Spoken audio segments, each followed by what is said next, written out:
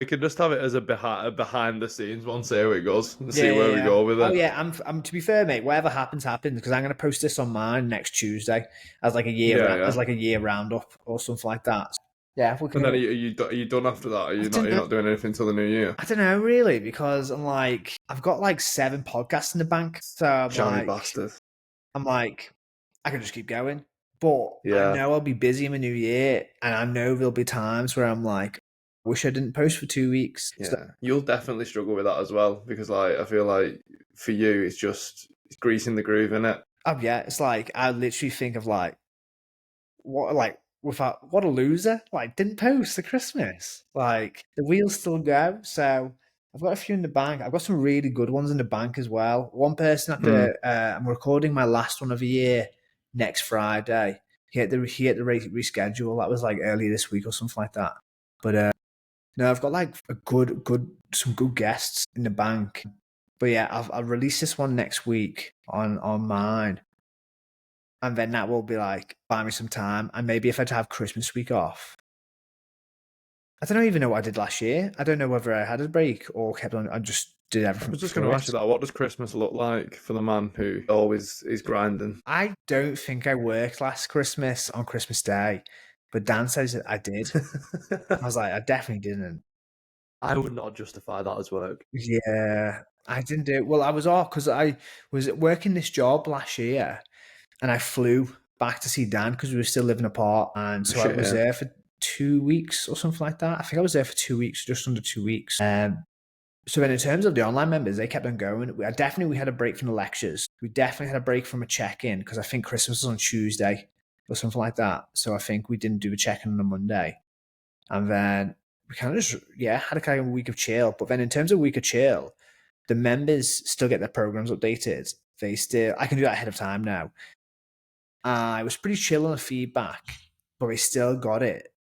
And the members kind of naturally just kind of like chill out over Christmas. So the feedback's actually not that much really. So maybe it's like a couple of hours a day and then that's it. But yeah, that's not even like a badge of honor as well though. Like I know it's probably too much. I don't know. I probably should have like, I should probably take some rest or take some time away or whatnot. But it's just the way the business model is, the way the people get like feedback on everything. So they get Yeah. their video feedback, they get their written feedback. And also my head, I know if I don't do that, at some point I have to do that. So it's either do a little bit over each day and then not come back in the first week of January and be like, I've got 100 videos to critique. Yeah, why delay the inevitable? If it's Yeah, just the sort of deal with it head on and just keep fucking that's trooping it. on through. And in fact, that's probably So, one of the reasons why we came for this change. Do you know what I mean? Like yeah. because we had 6 programs and a few members on each, it was just non-stop of just like this constant feedback loop of literally a feedback loop of commenting on people and giving video analysis and all that sort of stuff. And we had 6 programs, and I was just like, we just need to downsize. Like I can't work this much in person and then spend hours on like doing online coaching, and that was really tough actually. So then that's probably one of the reasons. When you say tough, do you mean like it was a tough decision for you to make that decision to be like, right, fuck this, something's got to give.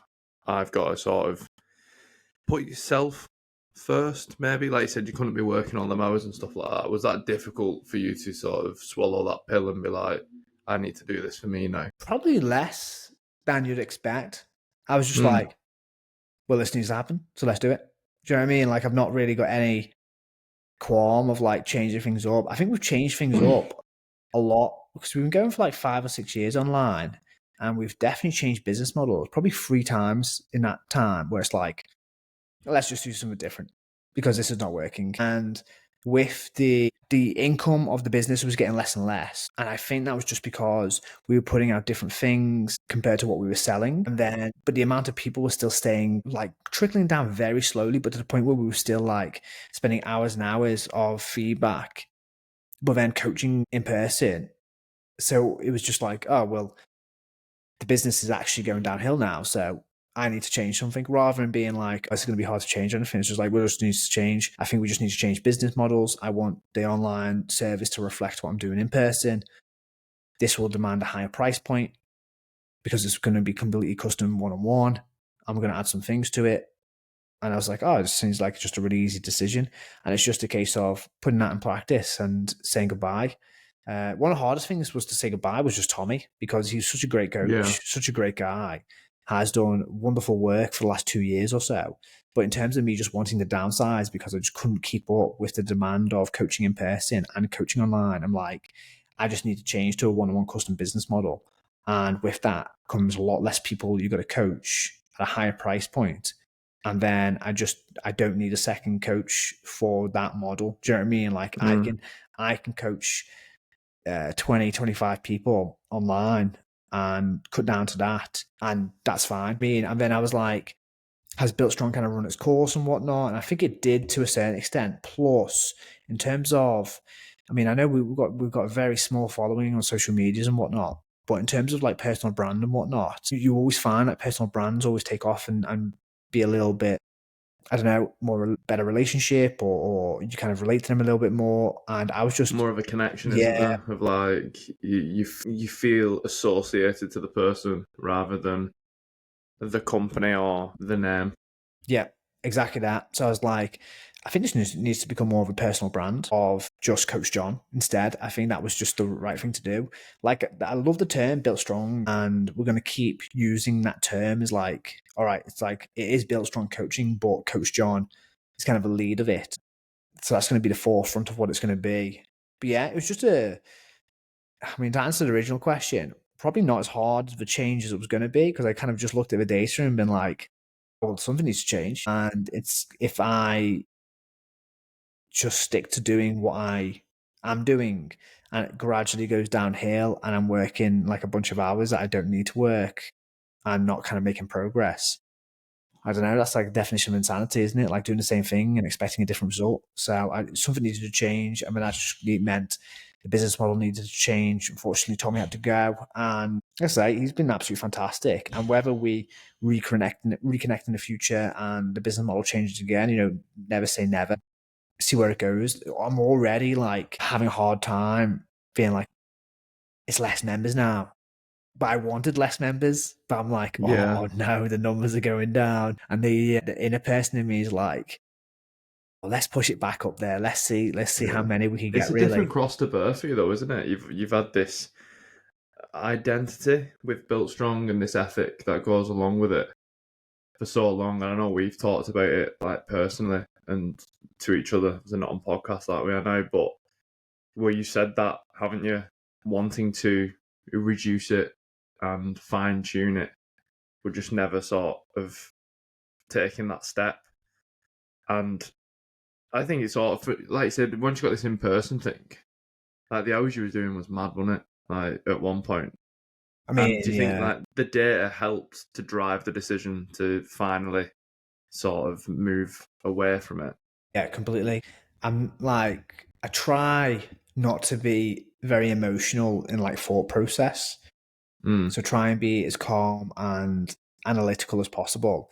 And then just seeing like, well, this is trending downwards. So this is something that needs to change. I was like, all right. In my head, I was like, it's changed already. It just needs to put the wheels in place. How can I have a think of what it looks like, draw it out? And so I've got the original drawing, like pen and paper in a book of the new business model that I drew probably 4 months ago, 5 months ago. I was like, this is going to happen put in place. And it's just kind of a case of doing that. It wasn't a huge amount of work. I kind of say that cautiously because I'm like been chipping away at it for a while. But yeah, it just kind of needed to change. Do you know what I mean? We went from, because originally it's kind of full circle. Because originally when I started to Build Strong like 5 or 6 years ago, it was one-on-one custom programming for £19 a month. Everything. Now I know. I remember you saying that. That's fucking ludicrous, man. That was hey, we got like 20 clients like in the first week. I wonder why. Yeah, I bet you did. £19.99, and I'll do everything for you. Custom one-on-one programming, nutritional coaching. Big mistake. If anyone's listening to that, never do that. Never ever do that. But then the price point went up, and then we came up with some original programs. Then we changed all the programs and came up with new programs. Then Tommy came on board, and of course Nick came on board, and then Nick left, and we kept the programs. It was me and Tommy. Then we started doing seminars and webinars and all that sort of stuff. And then it just got to the point where like, well, actually, 2 of the programs no one ever picks, so we don't need them. And it just got to a point we were serving a lot of people for one-on-one coaching essentially, but through a group model. Mm. And the price point was just super low compared to like I checked on a few people online, and some people in Europe were charging €400 per month for coaching. Some people were charging 200, £250. Like the going rate was at least £150 to £250 per month for online coaching one-on-one stuff. I was like, wow, we were at 99 and doing like a whole nutritional analysis, whole coaching and feedback and all that kind Doing of more thing. than what the people for 250 Yeah, were and doing, like doing and you're doing it for free lectures for less than week. half the Yeah. price. So I was like, I'm just kind of grinding myself into a pulp here, working and doing all this sort of stuff. And then I felt I kind of like, not a sense of unrewarded, but I'm like, I just feel like I'm spinning my wheels here. Like I'm feel like I'm working a lot. I mean, I'm always like, well, am I actually working that hard? I don't think I am. I could work harder. I'm actually being as efficient as I need to be. So kind of all these kind of reflective points came out.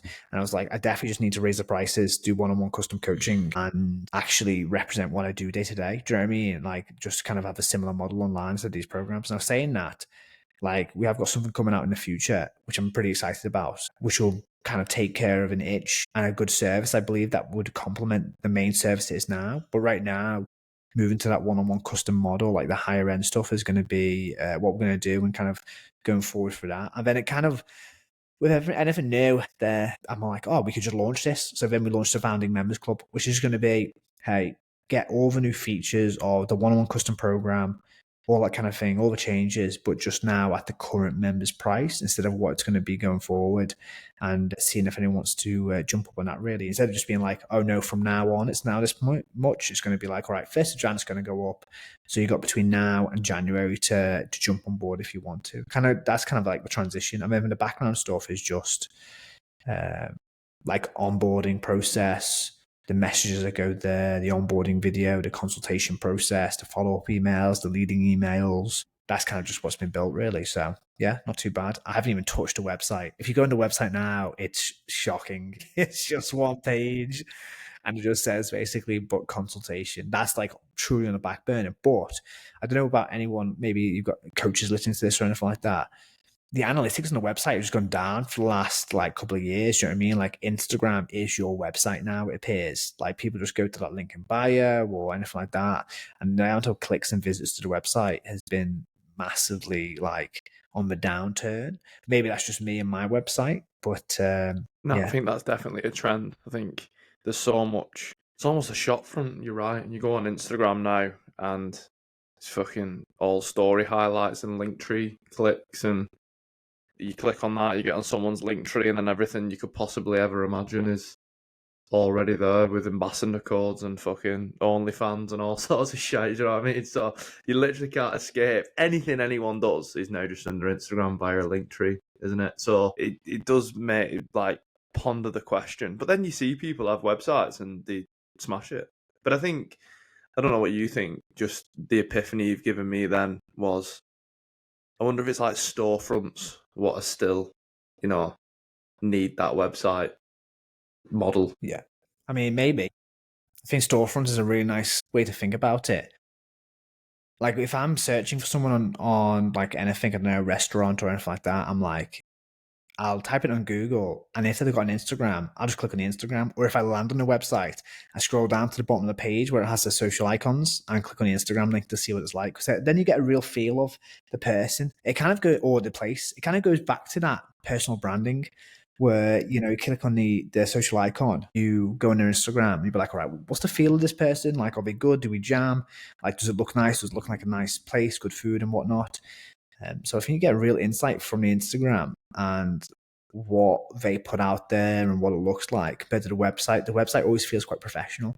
Have you seen that meme where it has like your LinkedIn profile against your Instagram profile against your Tinder profile? And it's like the same person but different like scenarios. It's a good like kind of think about that where your website's a bit professional, but your Instagram's like the real what really actually goes on from the day to day. So yeah, don't know, kind of goes back to social brand or personal branding there, where I think that's quite important if you want to grow something. I'm not saying it can't be done, because you look at like other stuff and it's quite big, like Seeker Strength. I look up to them fellas. They're kind of in the strength conditioning realm.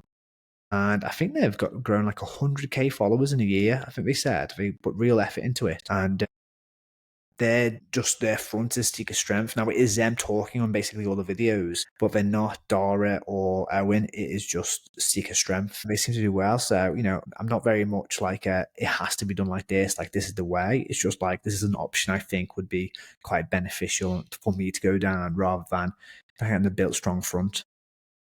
And it's interesting because I've had obviously other coaches on here and chat to other coaches just in day-to-day life, and a common theme I see is that they all, pretty much the majority, all say, yeah, I could be better with socials. And in sort of the age of content creators now, it just seems to be that people hire content creators because it's so in depth, like the algorithms and just seeing shit. Like, it's a minefield. Like, you have to be constantly studying what's trending, what's going on. And I think, obviously, with someone like yourself, I can imagine it's so difficult to apply that time to try and keep up with that, as well as keeping up to date with your research, keeping up to date with like your main skill of coaching and doing this. And does it like play on your mind like, oh, I should be doing more with socials, but can you not get lost in that rabbit hole when you're trying to build this personal brand? So less so now. I used to find it harder when I actually didn't work in person. And then over the last year or so, I actually think it was Mike Israetel on the Chris Williamson podcast. I think it was that podcast, I'm not sure. He was talking about content creation. And I think he was like, stop creating content and just show off what the day-to-day looks like. And I was like, that's pretty interesting. Do you know what I mean? Like, I've got a videographer guy who comes in, and we come in once a month and we film some informational videos and stuff like that. And then, I don't know, I was speaking to my wife about this, and she was like, what you do is pretty cool, like just film stuff you do and just talk about it. And that kind of like really put the stress relief on content creation, because like I'm very process orientated, so we will post every day. Weekends I leave to kind of like a maybe poster if not, but like Monday to Friday it's a post a day. Could we do two? Maybe. Do I think more is better? I don't know, maybe not. I've kind of heard mixed reviews around more posting is not that good compared to some people be like, if you can post twice a day, that'd be fantastic. But having a mindset change of like, all right, what can I talk about? What content can I create?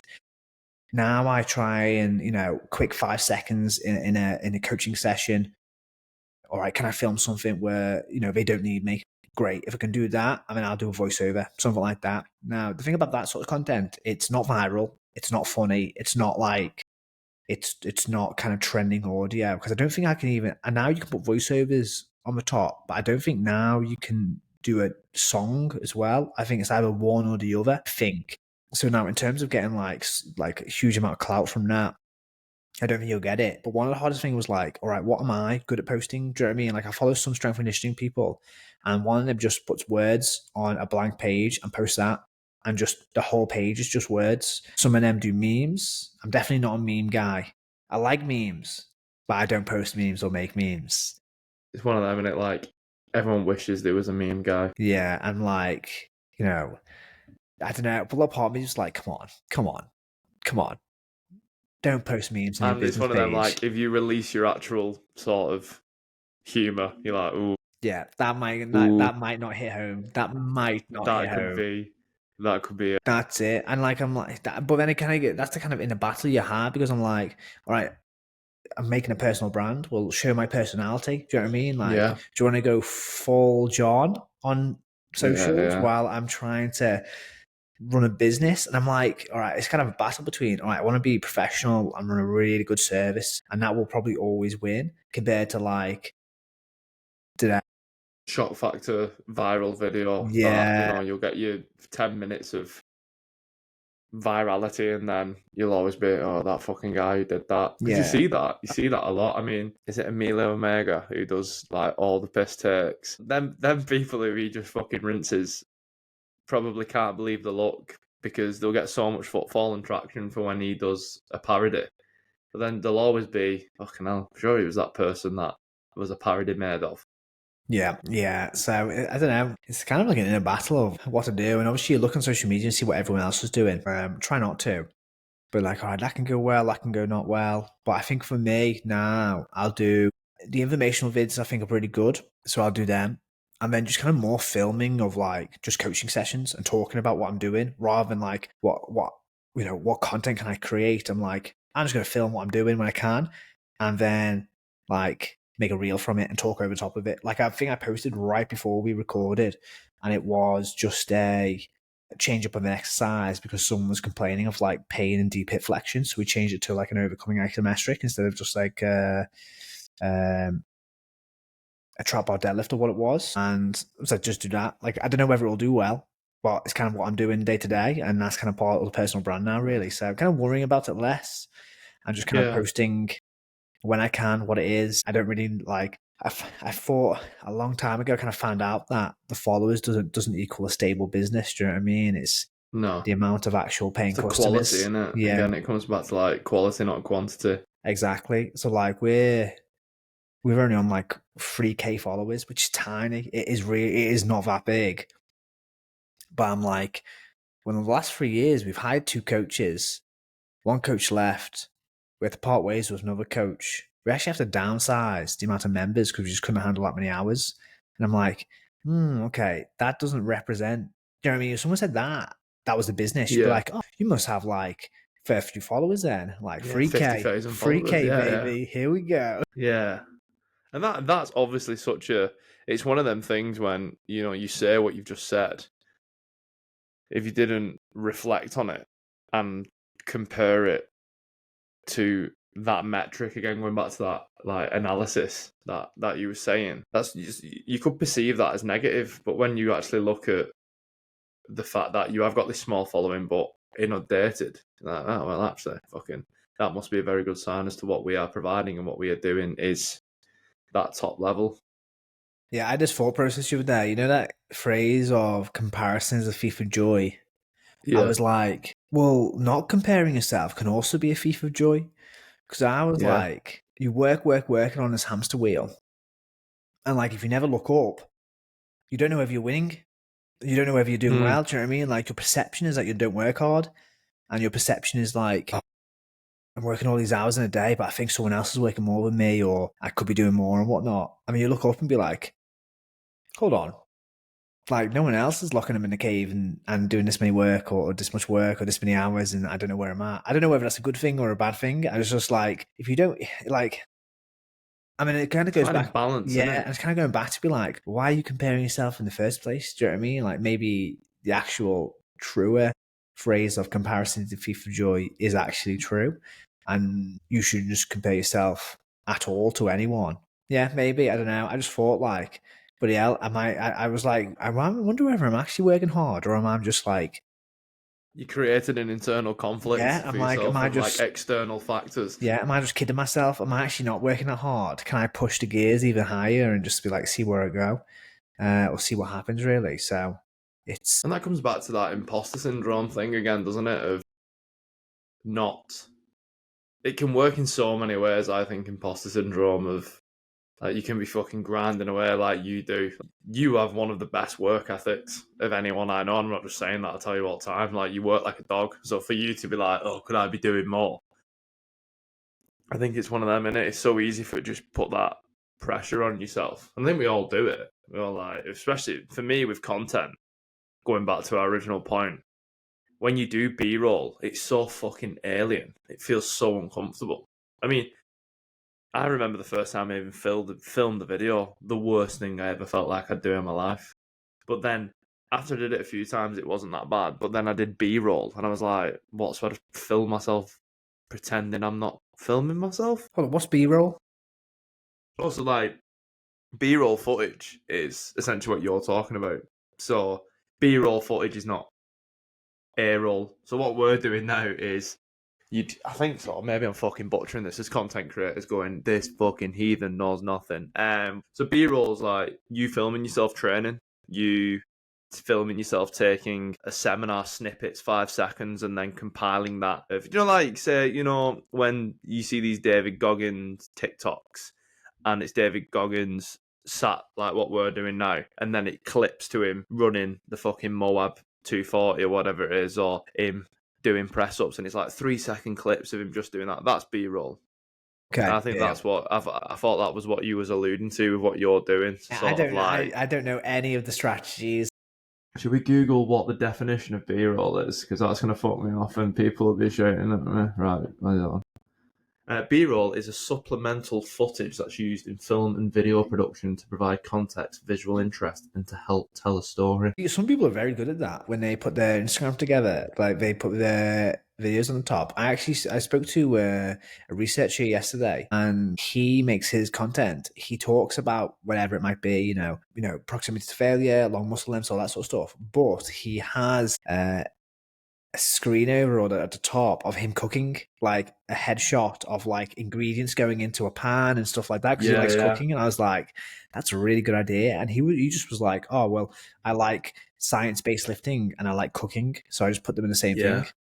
And fucking TikTok brain for people who want to be visually stimulated whilst listening to something. There's loads where you see like physics videos and then a split screen of someone playing GTA and gets like millions of views. Surely you've seen them. I've seen the one where like cars go off a ramp and you see whether it actually makes it. Exactly that. Yeah. They're entertaining. They're really entertaining, to be fair. Yeah. There's some like chimp brain in there that's like pretty colours and information. Make it work. Wild. The content. I've also just Googled A-roll, and it's no such thing as A-roll, so I've just made myself sound like a prick. It's just roll. Oh, is it? Okay. Well, I didn't know. You could have fooled me because I didn't know that. Whatsoever. There's going to be one person who listens to this and be like, listen to these fucking dickheads. I mean, that's what most people do in my podcast anyway. Like, this guy's not got a clue. Just keep moving until one day it all makes sense. That's a good tip. Just keep fucking doing it until one day it all pans out. Yeah, and I don't know, maybe it won't. Do you know what I mean? Yeah. We've said this so many times, haven't we? We're going into like our deep thought conversation here. We say all the time, like, it might just never go. Yep, it might this just might work. Be something that me and you listen to and no one else ever hears. Yeah, 100%. That's fine. I think you've got to be okay with that realization and that potential of that outcome. Yeah, it's a hard thing to get over. Like you work so hard, and people are like, "It got to work out." Like it could work out, and you're stacking the cards in your favor because you constantly keep on putting the effort in. But it might not. Do you know what I mean? Like people work hard throughout their entire life and never achieve their goal. So it's kind of it's a hard thing, but it's kind of, you want to get to the goal, but then what do you want to sacrifice for it? Yeah, the sentiments in the process to get there. It's like, what does that daily life look like? What does the effort look like? But I think working towards something gives people meaning and gives people some sort of self-worth. Yeah, self-worth and purpose, where like, I'm working towards this, and the actual pleasure is in the work itself, rather than actually end goal or end destination. Because like you say, like it could all come crashing down. You'll be a different person at the end of it anyway because of the work. Yeah. And I had Rick on the other day, and his mindset was just so inspiring of like, no experience is a bad experience. Yeah, it might be bad at the time, but you've just got to learn from that experience and use it as a tool going forward. I think it's so relevant, that. And I think going back to what you said there about the work that we do, I think once you find something you're passionate about and something that you truly enjoy, I think the reward's nice and the end goal is obviously ideal and dream situation. Like for me, like the podcast is a great example of that. I just love doing it. Obviously, it'd be so sick if it, you can monetize and be the next Chris Williamson or Rogan or insert name here. But I think as long as you have that passion and that drive to do it, It's just a byproduct of something you enjoy. I think you know when you do that. How come you You know what I started? mean? Yeah, how come you started the podcast? What was the I'm going to do this? I just thought, why not? I thought it's always something I've thought I've wanted to do. And not that I'm getting old now. Like, I am getting older, and I've never really had an epiphany to be, up until recently, that, oh, well, I'm nearly 30 now. And like, I've never, not justified, but I've never sort of assessed my age, if that makes sense. I've never gone, oh, I am this old, I should be here and here. And I'm like, one day I might be like 60 and been like, oh, why did I never do that? So that's my mindset now, is just, fuck it, see what happens. What's the worst? Like, if you'd have told me that this podcast would have had over 1,000 plays or streams, which it has now, I'd have been like, yeah, fuck off. But that, to some people, that seems absolutely minuscule. But we always say, imagine if you put that in a room. Imagine if you put 1,000 people in a room and sports them, you'd shit yourself. Well, I'd enjoy it because I like chatting shit. But like, if you saw that visual representation of that, I'd feel pretty justified with, yeah, that's a good outcome so far. And you just got to have that. Again, it goes back to what you said, that motivation, I think, and desire to carry on and be like, oh, well, that was that. So how far away am I from there? And I don't mind never getting to the dream point, I don't think. Because if it happens, it just happens. Spotify don't do this anymore, but did you get that year wrapped? Yeah, they did it, but it wasn't like 2 years ago, they did this really good analytics, and they were like, what percentile of podcaster are you? Like, where are you in kind of like output and streams and listens and whatnot? And for some reason, the last 2 years or whatever, or last year, they got rid of it. They didn't have that. It tells you, who streams the most, what country, who your target audience is, all that kind of thing. And I was really looking forward to like, all right, it's going to show this. And it never did. And the first year we launched the podcast, it came out and was like, all right, you're in the top like 10% of health and fitness podcasts in the whole planet. And that we didn't, I started like halfway through the year towards Christmas, and that wasn't that much. But Chris Williamson always says, like, if you make 3 podcasts, like, you're in X percentile. If you make 20 podcasts, you're literally in the top percentile. I was like, he's probably making that up. And then Spotify actually came back, was like, no, you're literally in top 10%. I was like, what? That is ridiculous now. And that was like episode 30 or something like that back in the day. And I was like, 31.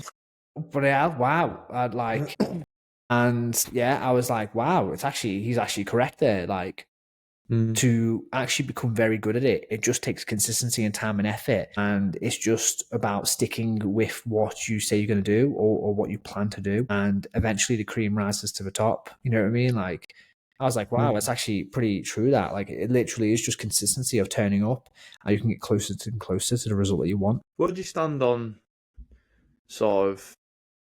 I read Ali Abdal's book, that productivity one, and he was talking about SMART goals and then NICE goals, which I don't know if he like patterned that idea, but he had sort of an issue with SMART goals and said that they're too big and too far away sometimes. Like, we make our SMART goals so big that they're not unachievable, but you sort of lose that desire and motivation because you're not getting that sort of reward system from it.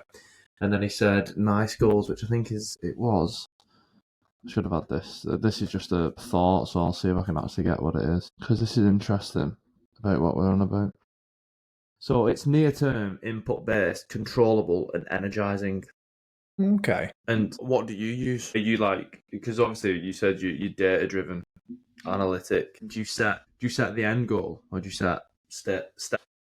So I've never been very good at setting the end goal at all. I'm like a 10-year plan, never made one. 5-year plan, never made one. A year plan, I have made one, and then halfway through the year, it's kind of just changed direction. Do you know what I mean? Like, I'm pretty sure at the end of 2023, I didn't write down change the whole business model and get rid of the coach.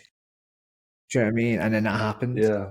So definitely nearsighted.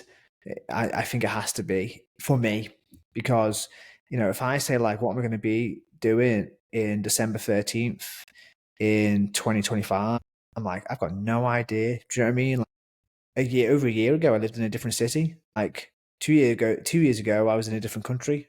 Like 3 years ago, 4 years ago, I was in a different country to that. Do you know what I mean? I never had a really long game plan. But what I do know is that I definitely can control the near future. So, for example, I've got a rough idea about what I want to achieve next year, like a real rough one. But I have planned out January, February, March in terms of like what the business looks like and what we're going to do and the launches we're going to do and the webinars we're going to do and all that sort of stuff. So, like that nearsightedness, because I can work on that because the stuff I do this week kind of affects that. So then I have my kind of like quarterly goals that breaks down into kind of weekly goals and weekly tasks, and then like milestones where I have to complete a certain task by a certain date to achieve what we want to achieve in a quarter. So in terms of being long sighted, like having a rough idea of where the spaceship's going to go is probably a good idea.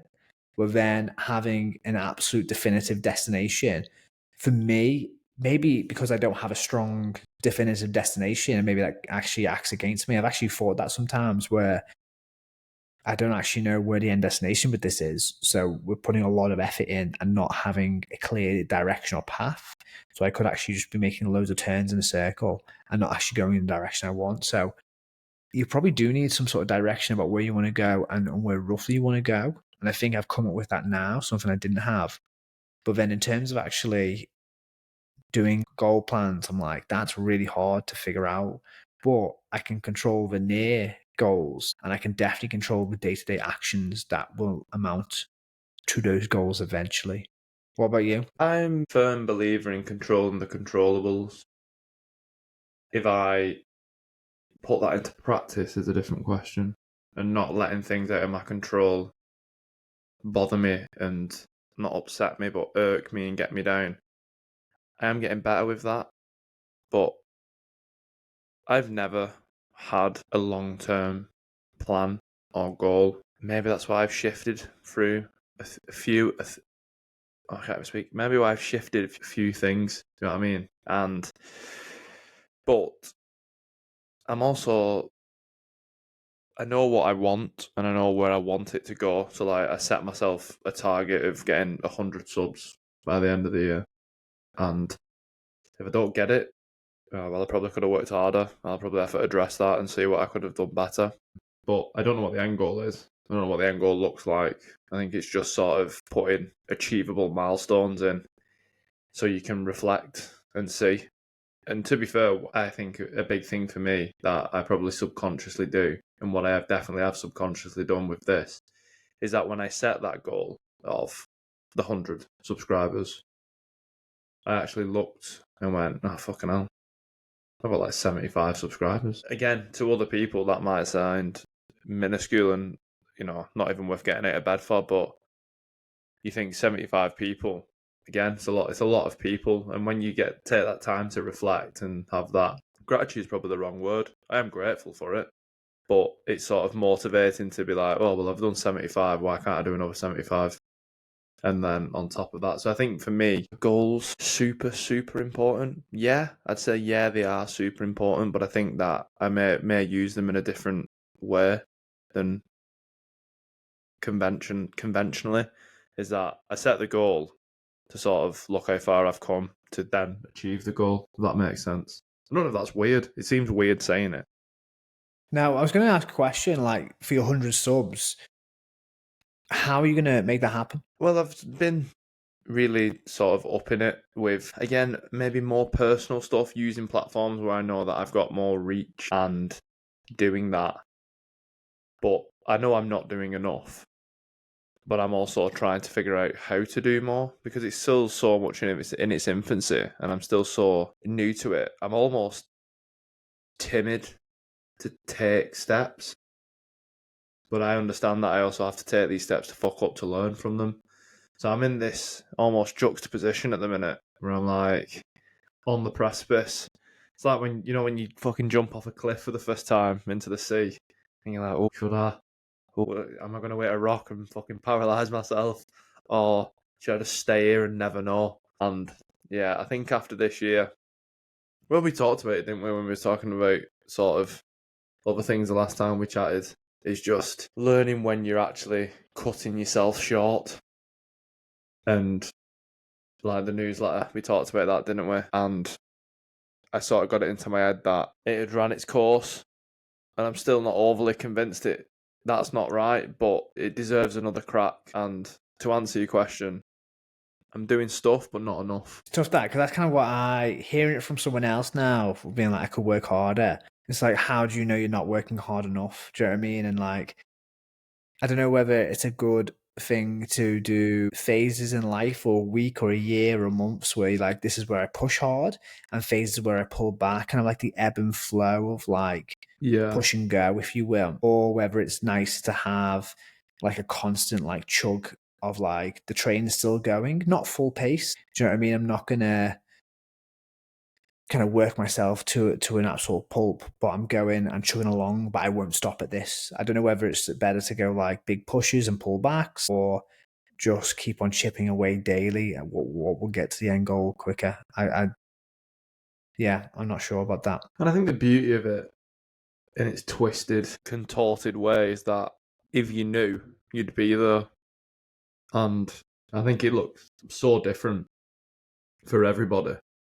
Is that when you listen to it, and I think that's why my light's just gone. Whoops. That's a lot. Didn't prepare for that. See, could have been better. Could have had a backup. But if you like think, I think that's why podcasting is so big, is because you get insights sometimes to people that you just, like you said then, when you hear someone say something you do, it sort of gives you an epiphany and a realisation to, is it empathy?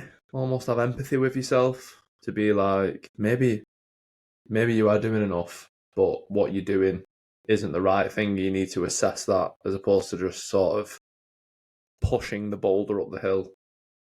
About right, let's look for another hill. Let's stop going up this hill. Let's take our boulder elsewhere and see if there's a better hill that suits it. That makes sense. I was trying absolute shit. No, that's really good. And it's kind of definitely think correct in a way where I think you could be working hard. Like, it's cliche in it, but you got to work smart as well. Like, you've actually got to do the right things to actually get where you want to go, and work tremendously hard at those right things. Like, you could do the wrong things all day and work really hard at them and not get towards your goal. Like, I always compare things to training, because I think training's kind of like simple, where, someone says like, I want to get a big back squat, and then they write a program to bench press, and they bench press every day. We train hard every day. We hit the macros and sleep well and all that sort of stuff. But if you're not doing the right things to actually get that big squat, then you're not going to get a big squat. You're working towards something else. And it's kind of realizing that, or how do you realize, like, is this actually the tasks I need to do to actually get to where I want to go? So, for example, from a business sense, where, people might think it's about posting every day on social media. People might think it's about advertising. People might think about something else. But then if the product's not very good, it's like, well, you could do all the advertising, but basically you're putting in people into the business and people falling out the backside of it. So it's kind of figuring out, all right, what do I actually need to work on that's going to take me forward and push me forward? I think that's the hard thing. And this is probably why you get so many business coaches, or you get so many business coaches, and you get so many business coaches who try and scam people and put them through a system and whatnot. Because people think they have the answer when it comes to, all right, if I should do these tasks, then I'll get to where I want to go. I mean, I think it's no lie that you have to work extremely hard in whatever you want to do, but it's kind of just figuring out what tasks are worthwhile, kind of like specificity in programming, where you need specificity within your program to get the specific task done. But if you've got no specificity towards what your goal is, then you're just going to go around in circles, and you put a lot of effort into something that might not go anywhere. So that's part and parcel of it. Figuring it out, I can't help anyone. Like, I don't know. Like, it could be a different thing for a different one. And I heard someone else talk about this in a podcast, where that's the thing. They were against business coaches because they've had sex, bloody hell. They've had... What's on the brain? I know, bloody hell, mate. Bloody hell. They've had success at like doing what they did in a certain time, a certain domain, doing a certain thing, and all them could be completely different to the person they're serving. So could you take principles? Most likely. But could you take the exact thing they did? Possibly not, because it's different stance, it's different times, it's different people. So it might not work exactly like that. So I really like business coaches who talk about kind of principles, trends, caveat things with this is what worked for me, rather than people who be like, this is the system that actually gets you to where you want to be and where you want to do. Because I'm always very skeptical about that. I'm like, well, how can it work for everyone? Because if it works for everyone, like loads of people will be super successful.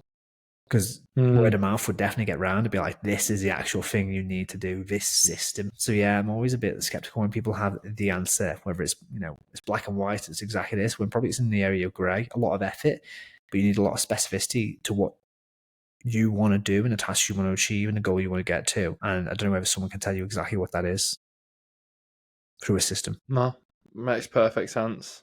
I want to ask you one thing before we go, because I'm conscious that you're a busy man.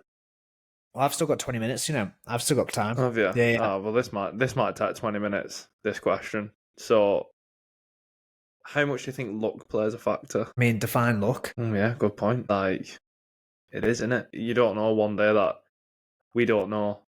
One day someone might just, who is a viral sensation, share one of our posts, and then that is the catalyst of the game changer, the one that the water droplet that finally splits the rock. And I tend to think that luck is a factor, but I don't think it's everything you should ride on. I think things amount to where you are, and then opportunities present themselves based on how your life has gone. Do you know what I mean? Like, I remember an internship I did at Manchester Met University. And to be fair, this was actually a really good internship, but the first few weeks were shite. Like, my first task was to go find string. And I was like, this must be important. Like, this must be important, this string. And I searched for a good hour and a half around like Man University and found some string, came back to the strength and conditioning office. I was like, I found the string. And the guy was like, great, I can hang my skeleton up now for Halloween.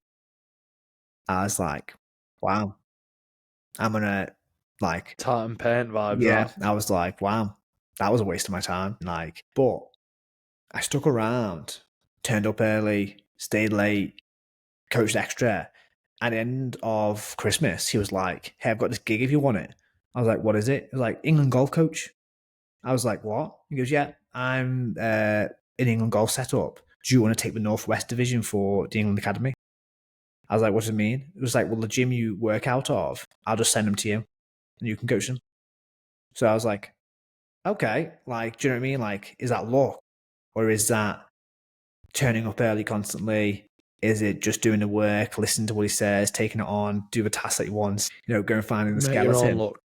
And there was 10 people in that internship, and 5 left by Christmas. So we're down to the last 5. And then, people kind of, I've got studies, so I kind of want to leave, or they don't turn up on time and stuff like that. And then this opportunity gets presented. So now you look at your CV and be like, Northwest England golf coach, strength and conditioning coach. I was like, wow, that's really good. I was like, was that luck or was that actually hard work? It's like, oh, well, kind of bit both. I was there at the right time, doing the internship at the right time. And then your personality or drive or whatever you did kind of mounted up over time to get this end result. And was it luck? Do you know what I mean? Like, picking lottery numbers, that's luck, I suppose. Yeah. Like, making a podcast that gets millions of subscribers, like Chris Williamson, that's not lucky. I don't think that's lucky at all. That's just dedicated hard work and consistency, doing high specificity tasks like getting a speech coach, putting 2 or 3 episodes out every single week and doing that nonstop for 6 years, something like that. And then just refining his craft, better video, better audio, like more popular guests, that kind of thing. Like, that's not luck at all. That's just hard work. So yeah, I'm not sure. I want to play devil's advocate just for you while you're on a roll, because I know you're in full flow now. So Chris Williamson, perfect example, couldn't agree more. But then you look at that fucking, fair play to it, that Hawk Tour girl, one of the biggest podcasts in the world at the minute. All of some random guy walking up to her in the street, putting a microphone in her face, and her doing obviously what she did. Like, yeah. How do you explain that one? Again, I don't know. Like, but it's mad, isn't it? Like, you just don't. It comes back to what we've been saying. You just don't know what. You just got to keep sort of moving with it. You can be the Chris Williamson, or you can be the Hawk 2 girl, which is a Yeah. comparison I never thought I'd say today. It's I mean, like, she's done super well, and like, Oh, yeah, I know the it's hard work she's putting in from yeah, that and the dedication and sort of using that platform to excel herself. The byproduct of the look, quote unquote, isn't luck anymore, is it? It's probably like strategy, being specific, like you said, and now applying that and utilizing that opportunity. yeah. Most likely. I mean, people could argue that is lucky. You know what I mean? Like, she gets a microphone put in her face on a night out, a random night out that she might go to every single week, or she might go once a month, or that was just the anomaly once a year outing that she did. You just don't know. And then she says something super funny, which is just her personality. And then, like, I don't know. I can imagine if she Personal wasn't. brand. Yeah, yeah, exactly. I can imagine if she didn't have the personality she did, she wouldn't probably get offers of like podcasts and doing all that sort of stuff. Do you know what I mean? Like, if she was a complete dud, but just said something, one random thing that's very funny. Like, that's happened before. There's a few memes. What's the like, got him, or like, God, these yeah, nuts. yeah. I'm like, where's that guy's podcast? Do you know what I mean? Yeah, Like, it's true. yeah. Is it the way she is a personality? I can't explain it. Do you know what I mean? Like, some people would No, argue, yeah. and I don't know. I don't want to. I hate dissing people for positions they're in. Do you know what I mean? Like, I probably Mm, worked really hard, and I know nothing about them, so I'm not going to shit on yeah, them and yeah. be like, oh, they shouldn't be in No. that position or whatnot. I think everyone's working hard, and some people get a real good break, whether that's luck or just an accumulation of hard work or just right place, right time. Like, it's hard to say. I All think working hard on the right things, exactly working really hard at the right things. not channeling your energy into things that are not redundant, not wasteful, because you'll definitely, like you said, when you said it before, even if you do the work and keep doing the work, you'll get something from the work. It might just not be the end goal that you was after originally. So, but obviously, maybe the success comes from, again, uh, pushing the boulder up the right hill. Yeah, maybe. What's your goal for next year? I'm gonna up myself 300 subscribers across the platforms. No, that's a shit house. Cause I'm technically across the platforms. I'm on like 140. Across the platforms, I want 500 subscribers. How are you making those numbers up? I'm at 40 now, and I've been doing it just under 6 months. And I reckon if I put effort in, and I'm hoping that it's a compounding effect, that effort, exposure, consistency will help gradually. And the further you get up that cycle, I'd like to think that you could push. And I like to set myself goals that are just out of reach, but tantalizing enough to keep you going. I might get like 5. Who knows? That'd be cool. But say, you had 500. What about you? So in terms of like actual numbers, like aiming for, again, kind of look back at where you've been to kind of know where you're going. So the first couple of years I've built strong. We've grown each year by about like 10 to 15%, which isn't massive, but over the course of, in fact, year 2, 3, 4, we did, and 5 maybe. I'm not sure what this year is, 5 or 6, but this year we've actually gone down just a little bit, But if we can turn it back into that growth that we did have, that would be absolutely fantastic. So kind of trending exactly what we've been doing. So expecting kind of the similar 10% growth would be absolutely fantastic. And then what goes into that is then kind of those process oriented goals of like, well, to get to that, we probably have to grow. We'll keep going with our outputs, like our social outputs, our emails, our podcasts, or reaching out and kind of hit those numbers. And then by hitting those numbers, then you're more likely to get to that 10%. So kind of like basing the goal of what the growth has been and then breaking that down into the process to get that. Reverse engineering Yeah, it and just almost. the numbers are built basically from the actual output. Do you know what I mean? Like if you want 2 clients and you have a 50% drop off at every stage, well, if you had 2 clients, that means you have to get 4 for a consultation. That means you have to get 8 booking a consultation. That means you have to get 16 people like clicking a link. That means you have to get like 32 people seeing the link. Do you know what I mean? Like numbers like that, like probably that was just some random numbers there. But if you know the numbers of what you've done and what you want to go, it's kind of like, oh, sweet. Then I just have to do this work. And then hopefully that will be the answer there. Whether we get there or not is not really, I can't really control that, but I can definitely control the work that goes in towards it and the numbers have come from just what we have done and the analytics there. That's the best thing about, being a few years probably older, where at the start, I was like, I would want to get this many because I had nothing. Do you know what I mean? It was so like under 2 years, under a year, like, what does that even mean? But like 5, 6 years in, you'd be like, all right, well, we hit this growth every single year. Apart from the last one was a little bit lower. All right, we can just, aim for that. And once you plug the gap of like why it's gone lower, it's probably a little bit easier. I don't know. I completely resonate with that because I have no idea how to reverse engineer that goal because I've not really got the experience or the legs in the game to do it. Do you know what I mean? Yeah, absolutely. In terms of life goals, I don't know. I want to kind of get, I've got a few life goals in mind that I want to do. Publicly out yourself. Or are you going to save them? Nah, but not. I don't know. But not really. But just kind of like personal stuff that would be really, really, really cool. Like eventually, I kind of want like a bodysuit tattoo. Like, yeah, of course you do. I need to buy a surfboard. I still haven't done that yet. Nice. And then I really like hunting, and I've only been like a handful of times in my life, but really like it. But I live on like the west coast of Canada where you can do it. So I'm like, well, there's a hobby I actually want to get into. So kind of like having more hobbies really. And then to do that, I probably just need to work right in the business to give myself more time, more money to actually, make those hobbies come true. Yeah, exactly. Well, that's the whole aim of the game of like 2025, like trying to increase the quality and not just work quantity of that hamster wheel of trying to, serve as many people for as cheap as possible when it's becoming pretty tough to do so. But yeah, that's kind of about it really. Class, Matt. I think we'll leave it at that. I think we've covered topics. We came into this completely unaware as to what we was going to talk about.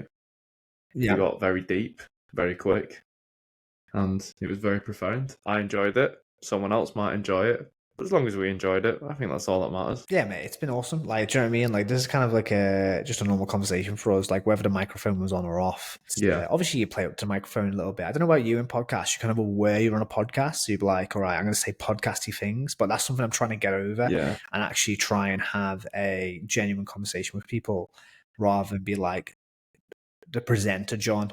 You know what I mean? I think it's definitely leaking out a little bit more, which I really like, but it's taken 260 episodes to get fucking mad, to mate. get 260. That. Yeah, that's so impressive. Year 3 now of a podcast, I believe. I think we started in 20. I can't remember.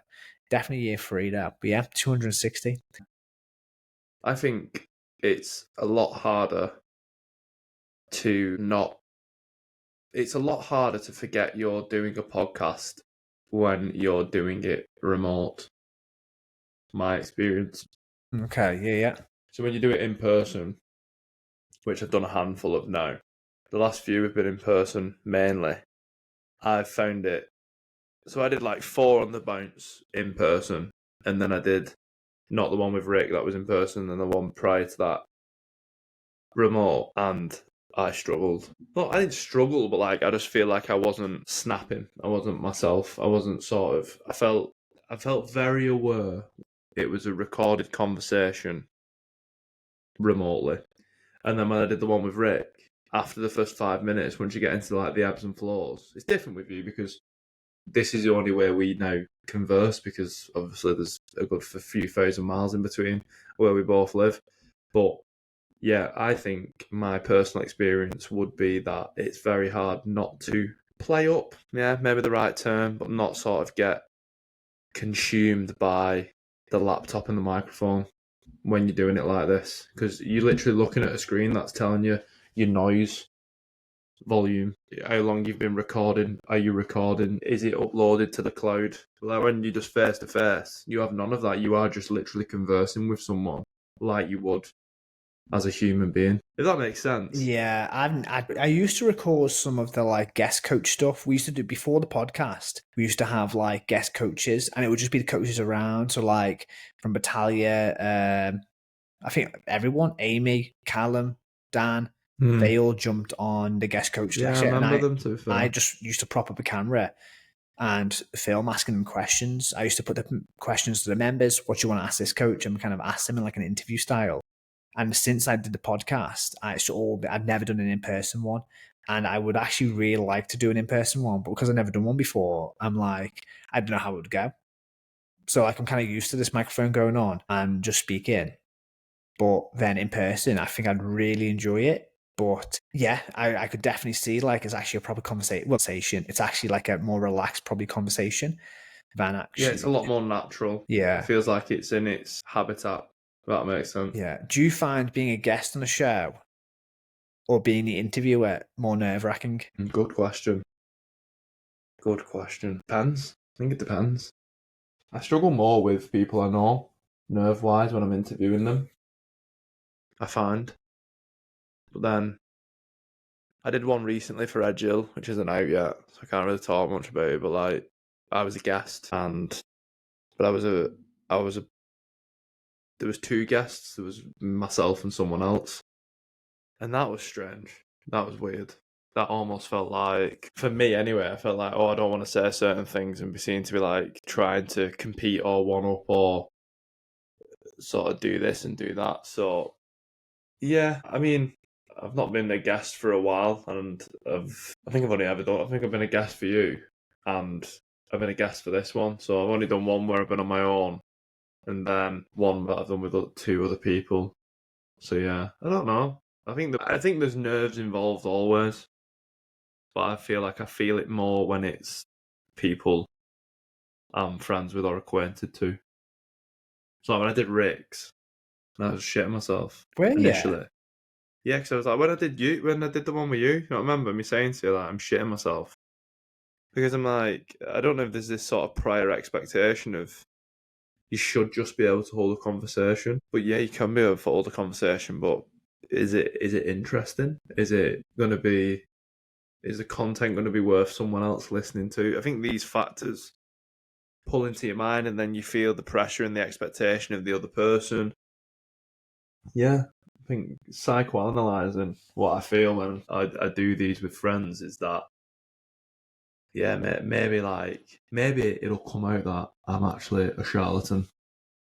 You know what I mean? It comes back to that imposter syndrome, and like when I've got people on who I don't know, I just probably think I'm shit. That's it. I don't feel like I don't want them to think that. Obviously, and that's not my intention when I'm getting these people on. I want them to have a really good time and I want them to enjoy it. Yeah, when I'm like with people I know, I'm almost sort of worried they're gonna think it's a facade and that they can see through me. I don't know why they would. That's just my mindset, I think. That's a tough place to be. Yeah, it's not. Yeah, but it's sort of it's a good intrinsic motivator to a degree. I'm like, I've just got to fucking smash it. Pain is an excellent motivator to go forward. Yeah, but it's not a sustainable one. That's very true. That's very true. But I think, like, again, I think 31 episodes, which this one will be, is nothing. It's still very much shallow end armbands on, swimming noodle across my belly, and I'm still just kicking and spluttering and just waiting for the day that my armbands get taken off and I can jump in the deep end. But I'm going to keep persisting. Yeah, and mate, if that's true that Chris Williamson says, where you do 20 podcasts, you're in the top percentile of podcast makers in the globe, and you're on, that literally makes you in the top percentile of podcast makers in the globe. Yeah, which is a bizarre thought. Would you ever introduce yourself as a podcaster? No, not yet. I said I do a podcast, but I'm not a podcaster. Yeah.